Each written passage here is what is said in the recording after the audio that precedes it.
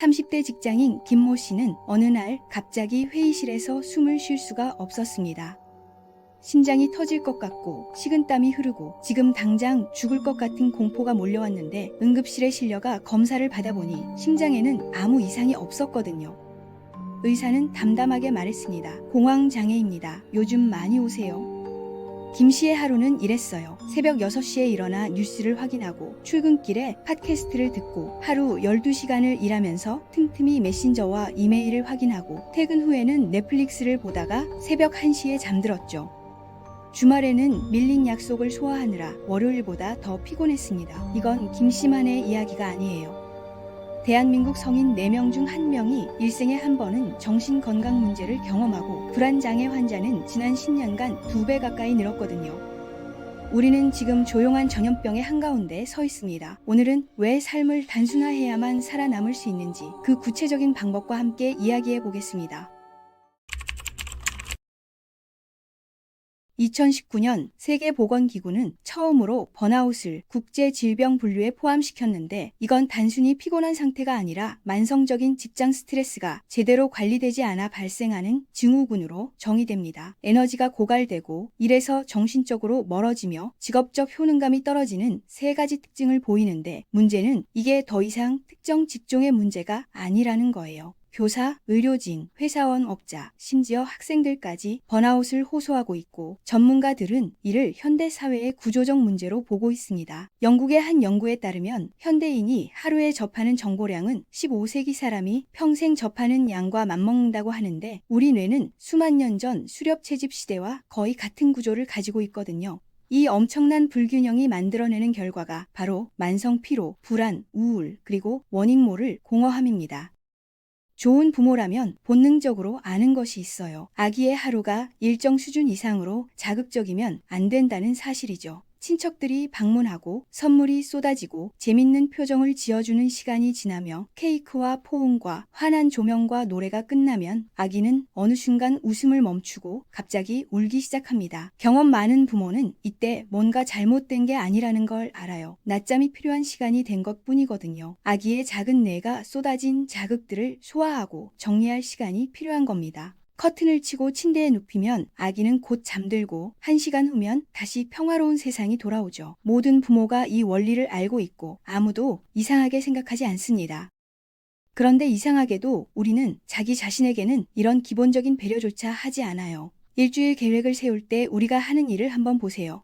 매일 저녁 약속을 잡고 12개의 회의를 소화하면서 그중 3개는 며칠간의 준비가 필요한 중요한 프레젠테이션이고 수요일에는 해외 출장을 다녀오고 영화 3편을 보고 기사 20개를 읽고 헬스장을 3번 가고 침대 시트를 갈고 밤 9시 이후에 무거운 식사를 여러 번 하고 커피를 수십 잔 마시면서 왜 내 삶이 이렇게 불안하고 당장이라도 무너질 것 같냐고 한탄하죠. 그러면서 불안의 원인을 엉뚱한 곳에서 찾습니다.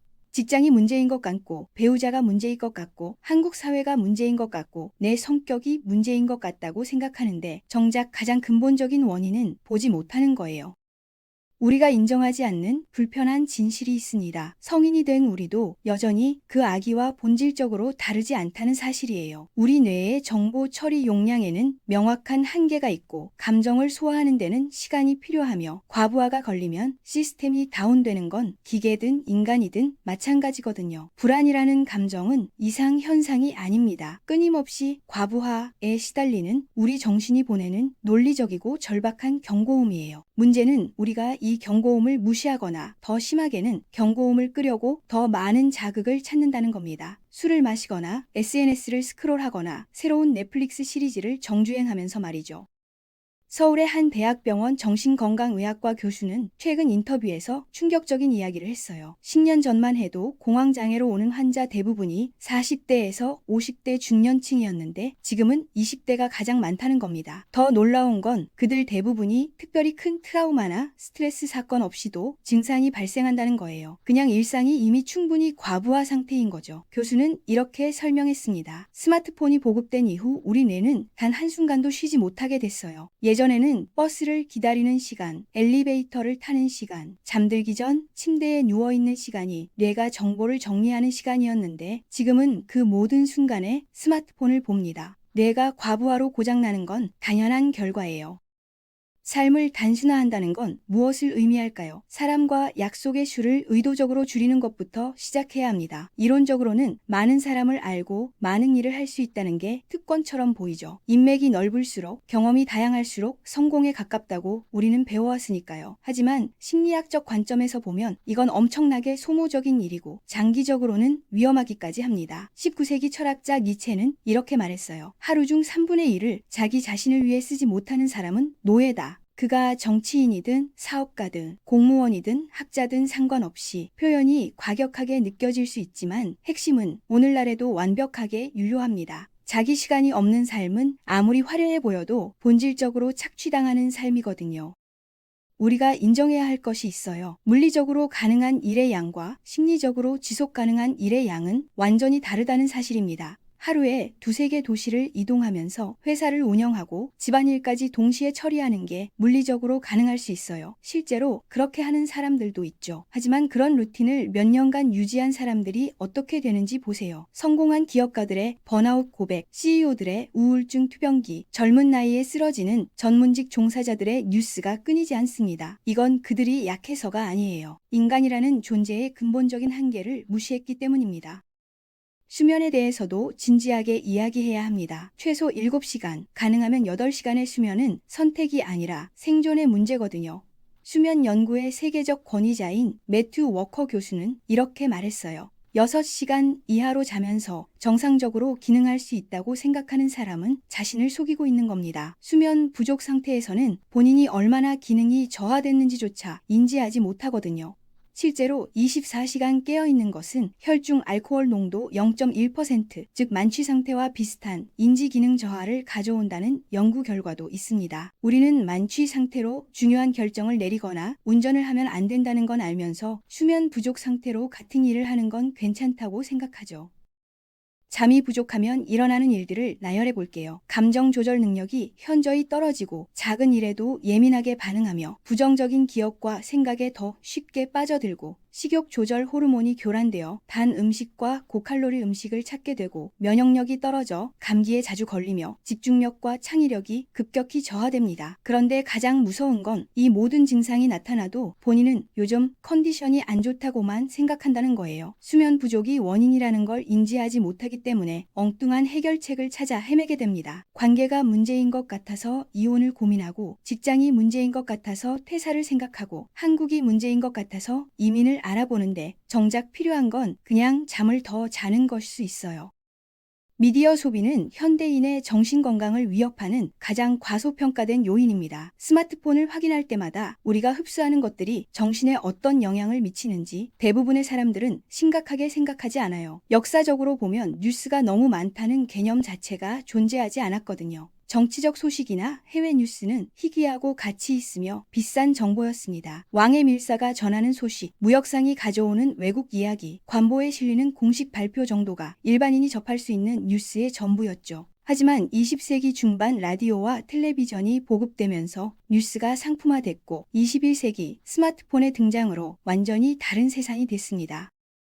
지금 이 순간에도 우리는 원하기만 하면 지구 반대편에서 일어나는 모든 일을 실시간으로 알 수 있어요. 전쟁, 테러, 자연재해, 정치 스캔들, 연예인의 사생활, 끔찍한 범죄, 경제 위기, 기후변화의 재앙적 예측까지 끝없는 정보의 홍수가 스마트폰을 통해 쏟아지죠. 미디어는 우리의 알 권리와 지금 당장 알고 싶은 욕구를 충족시켜준다고 말하지만 똑같이 중요하거나 어쩌면 더 중요한 권리인 알지 않아도 될 자유에 대해서는 언급하지 않습니다. 우리가 바꿀 수 없는 일들, 너무 폭력적이고 슬프고 낙담하게 만드는 이야기들, 우리 삶과 전혀 관련 없는 낯선 이들의 비극으로 머리를 채우는 건 정신건강에 도움이 되지 않아요. 솔직하게 물어볼게요. 오늘 아침에 본 뉴스 중에서 당신의 실제 삶에 영향을 미치는 건 몇 개나 됐나요? 지난 한 달간 읽은 기사 중에서 기억나는 건 몇 개고 그 중에서 당신의 행동이나 결정을 바꾼 건 몇 개인가요? 대부분의 뉴스는 소비하는 순간 불안과 분노와 무력감을 주고 잠시 후면 잊혀지며 우리 삶에는 아무런 변화도 만들지 않습니다. 그런데 그 정보를 처리하는 데 소모된 정신적 에너지는 결코 작지 않아요. 기원전 2613년 이집트 파라오 스네페루의 궁정에서 벌어진 일들을 우리가 알 필요가 없듯이 지구 반대편 낯선 나라에서 일어나는 대부분의 일들도 사실 우리가 알 필요가 없는 것들입니다. 불면증과 불안장애는 낮 동안 의식의 수면 위로 불러오기를 거부했던 생각들에 대한 정신의 복수예요. 우리는 바쁘다는 핑계로 자신의 내면을 들여다보는 시간을 갖지 않죠. 불안한 생각이 올라오려 하면 스마트폰을 집어들고, 슬픔이 밀려오려 하면 넷플릭스를 틀고, 두려움이 엄습하면 술자리 약속을 잡습니다. 이렇게 회피한 감정들은 사라지지 않아요. 쌓이고 쌓여서 밤이 되면 한꺼번에 터져 나옵니다. 새벽 3시에 갑자기 눈이 떠지고 알 수 없는 불안에 사로잡히며 내일 아침까지 잠을 이루지 못하고 뒤척이게 되는 거죠. 평화를 찾으려면 매일 일정 시간을 비워둬야 합니다. 침대에 누워 펜과 종이만 들고 생각하는 시간이 필요해요. 스마트폰은 다른 방에 두고 아무것도 하지 않으면서 3가지 질문에 대해 생각해 보세요. 지금 나를 두렵게 하는 것은 무엇인가요? 최근에 나에게 상처를 준 것은 무엇이고 왜 아팠나요? 요즘 나를 움직이게 하는 건, 내가 진정으로 원하는 건 무엇인가요? 삶의 매 시간은 최소 10분의 성찰을 필요로 한다고 심리학자들은 말합니다. 하루 16시간을 깨어 있다면 적어도 160분, 거의 3시간은 자신을 들여다보는 시간으로 써야 한다는 뜻인데, 우리 중 대부분은 일주일에 10분도 이런 시간을 갖지 않죠. 기대치의 문제도 다뤄야 합니다. 우리 사회는 끊임없이 더 높은 목표를 세우고 더 많은 것을 성취하고 더 특별한 사람이 되라고 말하죠. 평범한 삶은 실패한 삶처럼 여겨지고, 야망이 없으면 게으른 사람 취급을 받으며, 워라밸을 추구하면 경쟁에서 도태된다는 두려움을 심어줍니다. SNS는 이 압박을 더욱 강화시켜요. 모든 사람들이 성공하고 행복하고 완벽한 삶을 사는 것처럼 보이는 피드 속에서 우리는 끊임없이 자신을 비교하고 부족하다고 느끼죠. 하지만 잠깐 생각해보면, 유명해지고 부자가 되고 세계 최고가 되는 것이 정말 좋은 삶의 유일한 정의일까요? 어쩌면 정신적으로 건강하고 가까운 사람들에게 사랑받으며 매일 밤 편안하게 잠들 수 있는 것이 더 큰 성취일 수 있습니다. 세상을 정복하지 않는 대신 더 길고 평온한 삶을 선택하는 것, 이건 도전에서 물러나는 게 아니에요. 진짜 도전이 무엇인지, 진짜 성공이 어디에 있는지에 대한 인식을 바꾸는 겁니다. 고요한 삶은 체념이나 도피가 아닙니다. 정말로 만족스러운 것들이 스포트라이트와 대도시 바깥에 소박한 수입과 함께 직업적 지위를 향한 광적인 경쟁에서 멀리 떨어진 곳에 존재할 수 있다는 현명한 깨달음을 담고 있어요. 실제로 행복 연구의 데이터는 이를 뒷받침합니다. 연소득이 일정 수준을 넘으면 추가적인 소득 증가가 행복에 미치는 영향은 급격히 줄어들고, 직업적 성공보다 가까운 인간관계의 질이 웰빙에 훨씬 큰 영향을 미치며, 바쁜 스케줄보다 충분한 여가 시간이 삶의 만족도를 더 높인다는 연구 결과들이 있거든요. 하버드에서 80년 넘게 진행 중인 성인 발달 연구의 결론은 단순합니다. 행복하고 건강한 노년을 결정하는 가장 중요한 요인은 돈도 명예도 아닌 따뜻한 인간관계란 거예요. 그럼에도 불구하고 우리는 왜 계속해서 더 바쁘게, 더 자극적으로, 더 과부하의 삶을 살아가는 걸까요? 일부는 사회적 압력 때문이고, 일부는 습관 때문이며, 일부는 멈추면 무언가 나쁜 일이 일어날 것 같은 막연한 두려움 때문입니다. 하지만 가장 큰 이유는 아마도 고요함 속에서 자기 자신과 마주하는 것이 무섭기 때문일 거예요. 바쁘게 살면 생각할 틈이 없고, 생각할 틈이 없으면 회피하고 싶은 감정이나 질문과 마주하지 않아도 되니까요. 나는 진짜 행복한가? 내가 하는 일이 의미가 있는가? 이 관계를 계속 유지해야 하는가? 내 인생은 어디로 가고 있는가 같은 불편한 질문들 말이에요. 역설적이게도 이런 질문들을 회피하기 위해 바쁘게 사는 것이 결국 더 큰 불안과 공허함을 만들어냅니다. 40대 50대가 되어 갑자기 중년의 위년의 위기를 겪는 사람들, 대분 시절 이런 질문들과 제대로 마주하지 않았던 사람들이에요. 지금 멈추고 생각하는 것이 불편하고 두렵더라도 나중에 더 큰 대가를 치르는 것보다는 낫습니다. 삶을 단순화한다는 건 결국 무엇이 정말 중요한지 알고 중요하지 않은 것들을 과감하게 놓아주는 것을 의미해요. 모든 약속에 예스라고 말하지 않고, 모든 뉴스를 확인하지 않으며, 모든 기회를 잡으려 하지 않고, 모든 사람에게 인정받으려 하지 않는 겁니다. 이건 게으름이 아니에요. 가장 고도화된 형태의 자기관리입니다. 흥분과 자극은 잠시 동안은 재미있을 수 있지만 결국 사람을 고갈시킵니다. 단순함이야말로 진정한 지혜예요.